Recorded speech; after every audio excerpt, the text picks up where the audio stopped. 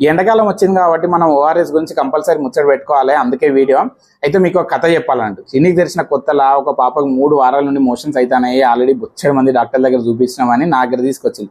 ఇక నేను పెద్ద మేధావి లెక్క ఏవేవో ట్రీట్మెంట్ పెట్టినా ఏం చేసినా మోషన్ తగ్గలేదు.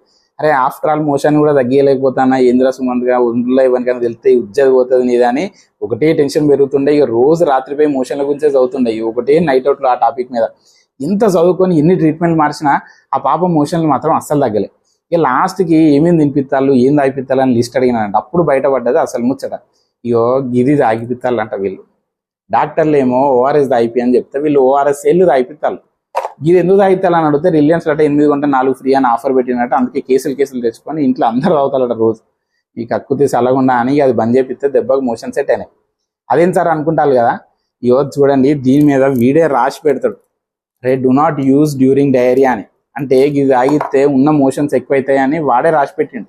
కానీ మనం ఇటువంటి చదవం కదా. ఇప్పటి నుండి అన్న జర పిల్లలకి ఇచ్చేటి అన్న చదవండి ఏం రాసి ఉంటాలే అని. అండ్ మీ డాక్టర్లు ఓఆర్ఎస్ తాగిపి అని అంటే ఇట్లా WHO కాంపోజిషన్ ఉండే ఓఆర్ఎస్ మాత్రమే తాగియండి.